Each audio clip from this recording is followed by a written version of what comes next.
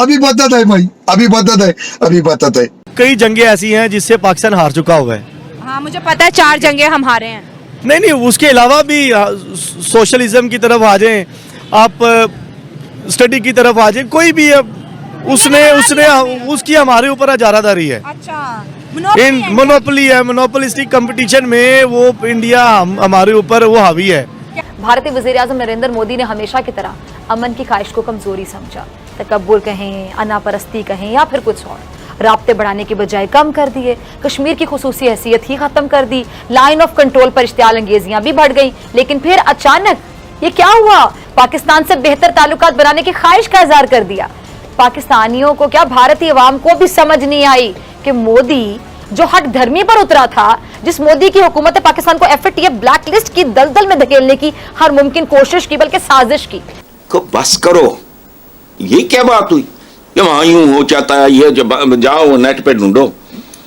में इंडिया ने काफ़ी तरक्की की है, मानने की बात है। इंडिया ने काफ़ी तरक्की की है। जो सर्विसेज यूएस दे रहा था वो इंडिया दे रहा है, वो उन्होंने काफ़ी तरक्की की है इंडिया ने। उनके जो प्राइम मिनिस्टर हैं मोदी, नरेंद्र मोदी हैं, जो दूसरी दफ़ा सेलेक्ट हुए हैं, तो अगर वो कुछ ना कुछ अच्छे काम कर रहे हैं इंडिया में, हमें भी नज़र आ रहा है कि इंडिया तरक्की कर रहा है। तो अच्छी सर्विसेज हैं इंडिया की तरफ से, तरक्की कर रहा है इंडिया।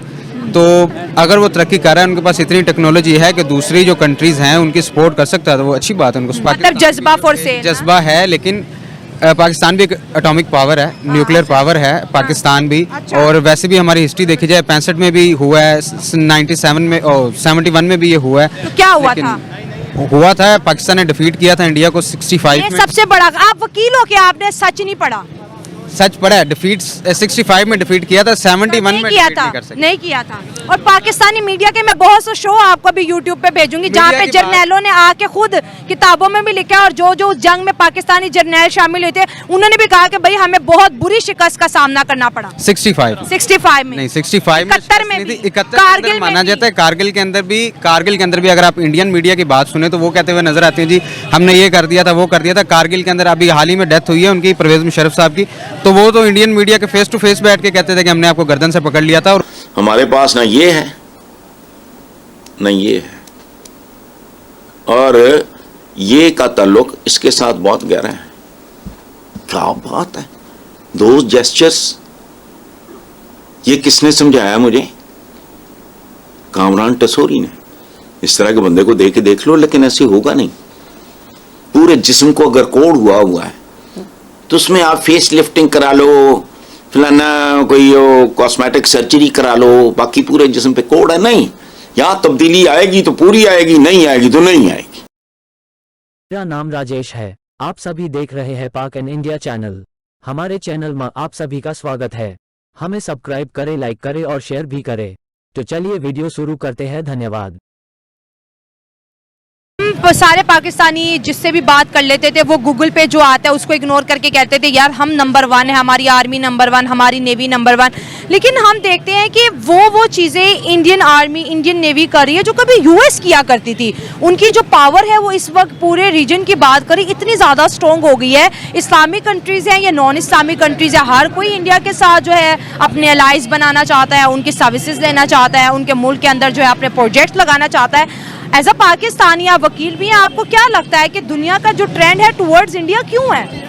जी देखें, कुछ ये हाल ही में कुछ सालों में इंडिया ने काफ़ी तरक्की की है, मानने की बात है। इंडिया ने काफ़ी तरक्की की है। जो सर्विसेज यूएस दे रहा था वो इंडिया दे रहा है, वो उन्होंने काफ़ी तरक्की की है इंडिया ने। उनके जो प्राइम मिनिस्टर हैं मोदी, नरेंद्र मोदी हैं, जो दूसरी दफ़ा सेलेक्ट हुए हैं, तो अगर वो कुछ ना कुछ अच्छे काम कर रहे हैं इंडिया में, हमें भी नज़र आ रहा है कि इंडिया तरक्की कर रहा है। तो अच्छी सर्विसेज हैं इंडिया की तरफ से, तरक्की कर रहा है इंडिया।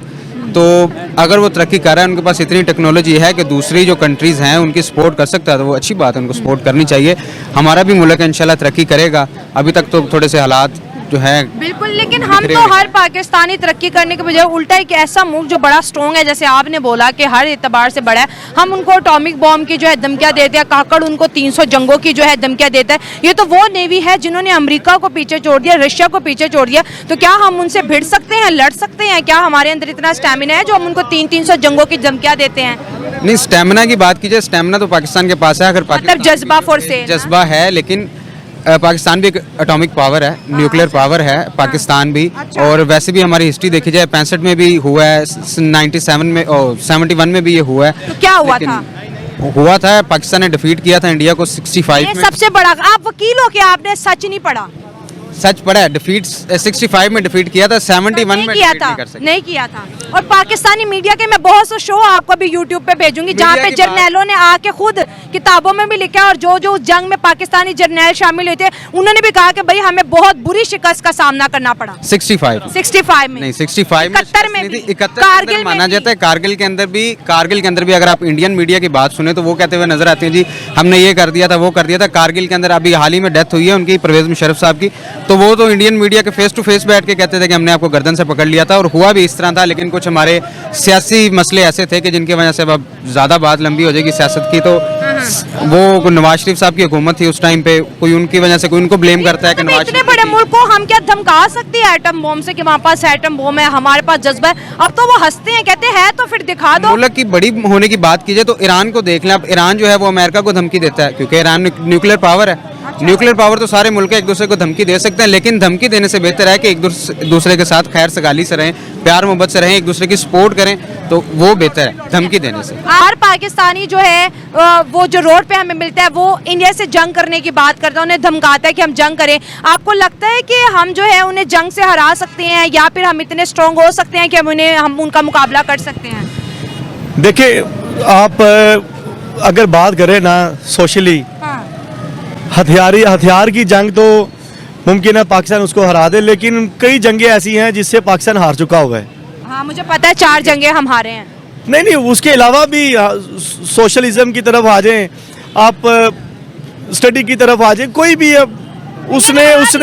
उसकी हमारे ऊपर अजारादारी है। अच्छा, मोनोपोली है, मोनोपोलिस्टिक कंपटीशन में वो इंडिया हमारे ऊपर वो हावी है। क्या बात है? ठीक है, देखिए बात है अमेरिका है। अब हम अगर फेसबुक खोलते हैं अच्छा, तो सबसे पहले वो उनका ट्रेडिशन आता है, हमारा कल्चर आने की बजाय। अगर कोई यूट्यूब खोलते हैं उनका कल्चर आता है, उनका इंडियन कल्चर आता है जिसको हमने अडॉप्ट किया हुआ और हम उसे लाइक करते हैं। सही हो गया। ठीक है, और सही है। हम अपना कल्चर अडॉप्ट करना चाहते ही नहीं। सर, हमारा कल्चर क्या है? मुझे यकीन माने आज तक समझ नहीं आई क्या कल्चर है हमारा। इंडियंस देखिए, अगर ये सब कॉन्टिनेंट है तो फिर तो हम इंडियन हुए, ठीक है, फिर हमने पाकिस्तान बना लिया तो हमारा कल्चर इंडिया का होना चाहिए, हमें प्राउडली कहना भी चाहिए। हम उनको मानते नहीं है तो फिर हमारा कल्चर है क्या?